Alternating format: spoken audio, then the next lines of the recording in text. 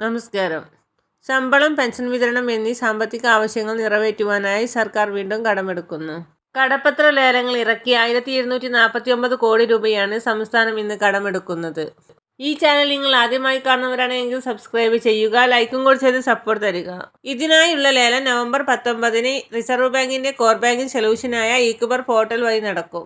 ഈ കടമെടുപ്പോട് കൂടി നടപ്പ് സാമ്പത്തിക വർഷം, അതായത് 2024-25 വർഷത്തിലെ സംസ്ഥാന സർക്കാരിന്റെ കടം 2247 കോടി രൂപയാകും. സാമ്പത്തിക പ്രതിസന്ധി ചൂണ്ടിക്കാട്ടി കേരളം ഇളവ് ചോദിച്ചതോടെ കൂടുതൽ കടമെടുക്കുവാൻ കേന്ദ്രം അനുവദിച്ചിരുന്നു. ആ പരിധിയാണ് നവംബർ 19 കൂടി അവസാനിച്ചത്. ഏകദേശം 12,000 കോടി രൂപയാണ് സർക്കാരിന്റെ പ്രതിമാസ വരുമാനം. ചിലവ് 15,000 കോടി രൂപയോളവും. അതായത് ഓരോ മാസവും 3,000 കോടി രൂപയോളം സർക്കാർ കണ്ടെത്തേണ്ടതായിട്ടുണ്ട്. അതുകൊണ്ട് തന്നെ കേന്ദ്രം കനിഞ്ഞില്ലെങ്കിൽ വരും മാസങ്ങളിൽ കടുത്ത ചിലവ് ചുരുക്കൽ നടപടിയിലേക്ക് സർക്കാർ പോകേണ്ടി വരും. കേരളത്തിന്റെ കടപരിധി നിശ്ചയിച്ചതിൽ അപാകതയുണ്ടെന്നും കൂടുതൽ കടമെടുക്കുവാൻ അനുവദിക്കണമെന്നും സർക്കാർ കേന്ദ്രത്തോട് ആവശ്യപ്പെട്ടിരുന്നു. എന്നാൽ ഇക്കാര്യം കേന്ദ്രം ഇനിയും പരിഗണിച്ചിട്ടില്ല. എന്നാൽ കേന്ദ്രത്തെ വീണ്ടും സമീപിക്കുവാനുള്ള നീക്കവും കേരളം നടത്തുന്നുണ്ട്. എന്നാൽ അധികമായി 11,500 കോടി രൂപ കൂടി അനുവദിക്കണമെന്നുള്ളതാണ് കേരളത്തിന്റെ ആവശ്യം. നവംബർ മാസത്തിൽ ഒരു ഗഡു ക്ഷേമ പെൻഷൻ വിതരണം ചെയ്തിരുന്നു.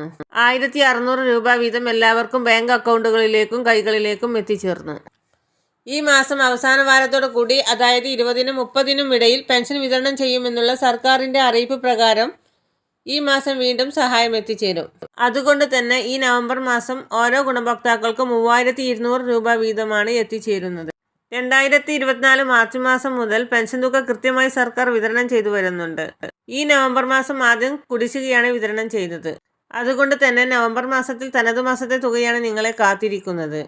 60 ലക്ഷത്തോളം വരുന്ന ക്ഷേമ പെൻഷൻ ഗുണഭോക്താക്കളിൽ 26 ലക്ഷത്തോളം പേർക്ക് അക്കൗണ്ടുകളിലേക്കും ബാക്കിയുള്ളവർക്ക് കൈകളിലേക്കുമാണ് എത്തിച്ചേരുക.